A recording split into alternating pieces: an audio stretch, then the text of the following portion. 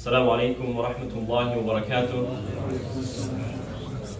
Bismillah ar-Rahman ar-Rahim, wa salatu wa salam ala nabiyyina Muhammad wa ala alihi wa ashabihi ajma'in. Surah Al-Kahf is named after the story of a group of people who fled religious persecution after acknowledging Allah subhanahu wa ta'ala's tawheed, his oneness. And their people were a people of paganism, and the king would persecute anyone who believed in one God. So they fled to a cave, and Allah subhanahu wa ta'ala decreed it that in that cave, that group of young individuals would fall asleep for 300 years. And when they wake up, they would go and try and purchase some food, not realizing that they have slept for 300 years. And the people knew that there were this group of people, this group of young individuals in the cave. It wasn't that they were concealed, no one knew about them. No, people knew about them. And Allah subhanahu wa ta'ala mentions that, saying that if you were to see their dog, right, you would flee out of fear. So people knew that they were there, and they just didn't know what their story was. So when they woke up, the people caught on that these individuals have woken up. And Allah subhanahu wa ta'ala says, وَكَذَلِكَ أَعْثَرْنَا عَلَيْهِمْ لِيَعْلَمُوا أَنَّ وَعْدَ اللَّهِ حَقٌّ وَأَنَّ السَّاعَةَ لَا رَيْبَ فِيهَا.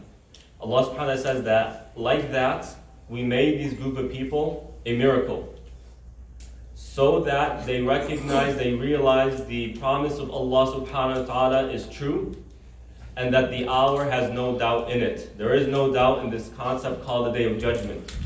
And the scholars comment on this, saying that that new generation that they were woken up to was a generation that disbelieved in the next life, or their belief in the next life was a little bit weak.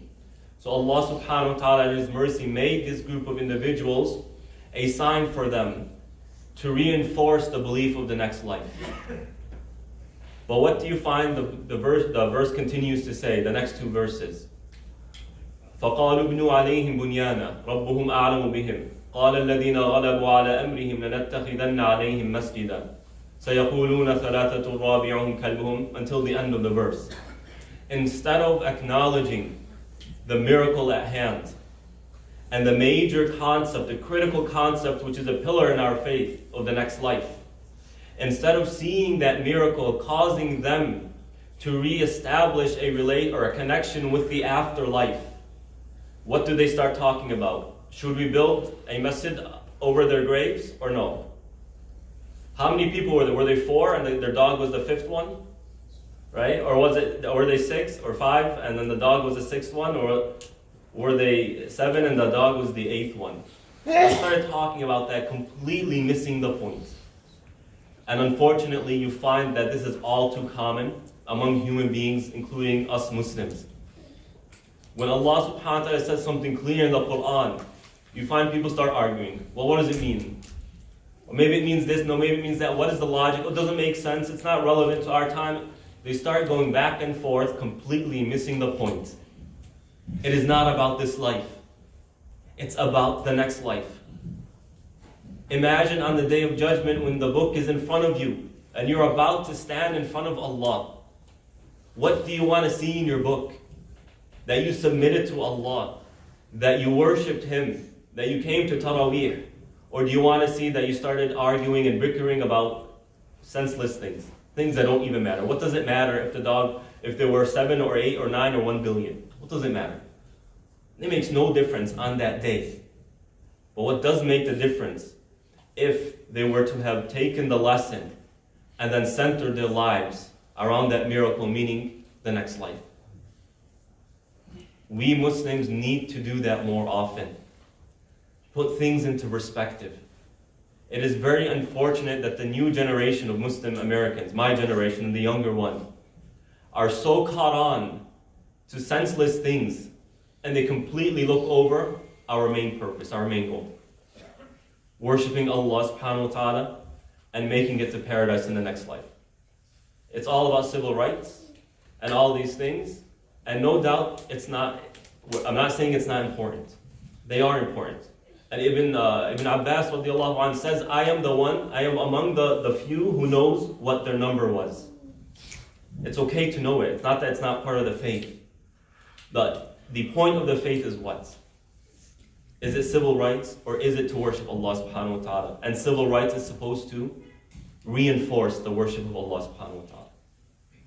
Is it about fitting into society, being like everyone else, or is it about being leaders for society? We have what many, many, many people need. We have what many, many, many people are looking for. Allah has given it to us on a silver platter. You were born with it. Most of us here were born with it. Yet so many people are looking for it. The person who is depressed is looking for happiness. We have that. The person who is oppressed is looking for justice. Well, we have that. Why? Because we are people who are so centered around Allah subhanahu wa ta'ala, we feed from that, we take power from it, and therefore we can help the one who is weak. There are orphans out there who are looking for food, looking for someone to give them a little bit of love. Well, we have that. And why do we do it? Just because? No, we do it because there's a day of judgment. When you believe in the day of judgment, in the next life, when your life is centered around it, you essentially put things into perspective. It is not just about worldly gain. It's not about fitting into society. It's not about having political power. Again, I'm not saying that these things aren't important or aren't part of faith. But there's something even beyond that, even greater, more important. That without it, these things that we're concerned about will just continue to fall apart, as we see today. So let us be like those who take the lessons and the morals from the story of Surah Al-Kahf, which many of us read every Friday. And remember, it is about the afterlife. It is so important because that's eternal. Whatever happens here, it comes and goes. It comes and goes. The person who lived the worst life in all of human history, on the day of judgment, when Allah subhanahu wa ta'ala, as the hadith says, dips him or her in paradise, He will pose the question to them, have you felt any pain? They will say, I've never felt pain in my life. Because it's about paradise, eternity, and happiness.